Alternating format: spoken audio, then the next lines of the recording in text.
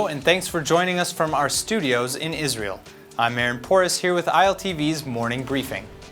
In a sign of what Israel hopes to be a continuing trend, Prime Minister Netanyahu and United States President Trump held their first official phone conversation yesterday, in which they reportedly discussed the threats posed by Iran, support for Israel's security, and a determination to help Israel achieve peace with the Palestinians. Moving the U.S. Embassy from Tel Aviv to Jerusalem was allegedly not part of the dialogue. Chief among the differences in rhetoric between the Trump and Obama administrations was the use of the term radical Islamic terror, wording President Obama typically refused to use. According to both White House and Israeli officials, discussing the strengthening of ties that were seemingly strained between Israel and the United States over the past decade, as well as working closely on a range of regional issues, like the threats posed by Iran and stressing a directly negotiated peace between Israel and the Palestinians, clearly marks a shift in policy that Israeli officials are happy to see. It is indeed a change in policy from what was seen last month when the United States refused to veto anti-Israel language in United Nations Security Council Resolution 2334, a move that former Secretary of State John Kerry backed up in a later speech. Prime Minister Netanyahu called the conversation very warm and stressed his desire to work closely with President Trump. The residents of Amona are reneging on their agreement with the government and are now calling for supporters to resist the coming evacuation of their settlement.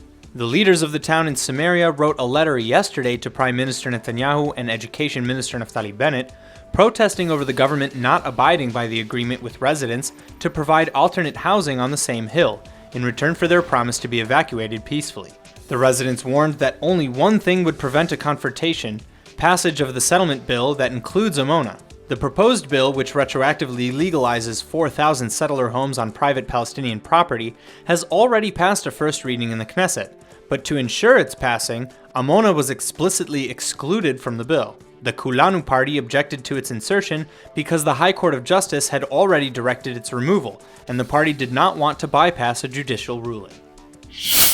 During his weekly cabinet meeting yesterday, Prime Minister Benjamin Netanyahu gave his word that he would expand upon settlement block construction and release political restrictions on building in East Jerusalem. These promises seemingly serve two purposes. One, in which Netanyahu would see his vision of seeing all the settlements in the West Bank eventually come under Israeli sovereignty, and the second, in which he was able to convince Habayit HaYehudi party leader Naftali Bennett not to push forward a bill which would annex Ma'ale Adumim, at least until after the Prime Minister could sit face-to-face with new US President Donald Trump. Thus, the cabinet voted unanimously not to extend the annexation over the West Bank settlement just outside Jerusalem for at least 1 month. Netanyahu was quoted as saying he supported Israeli sovereignty over Ma'ale Adumim, but that at the request of the US administration, he would refrain from making any surprise unilateral measures before formulating a joint policy.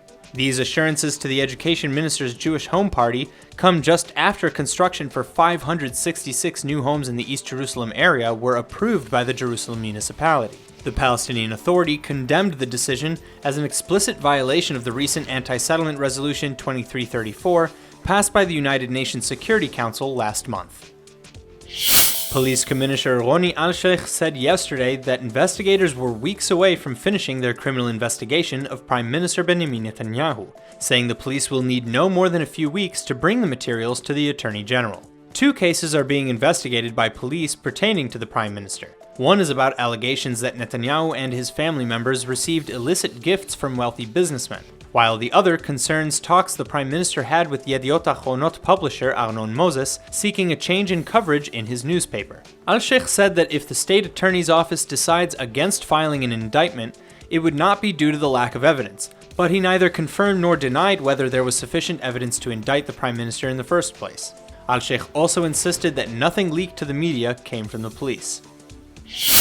Israel reduced the ratio of its public debt to gross domestic product last year to its lowest ever, capping 7 straight years of declines. Finance Minister Moshe Kahlon hailed the achievement yesterday, calling it, quote, an achievement for the Israeli economy, the Israeli people, and especially for future generations, end quote.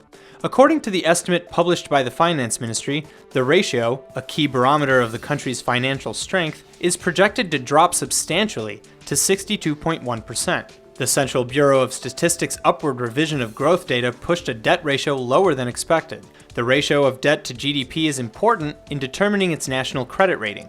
The final estimate of the debt to GDP ratio will be published in a few months as part of the annual report by the Financing and Credit section in the Ministry of Finance Debt Accountant General Department. That's all for now. I'm Aaron Porras, and see you later with our main daily broadcast from Israel at 2 p.m. Eastern Time.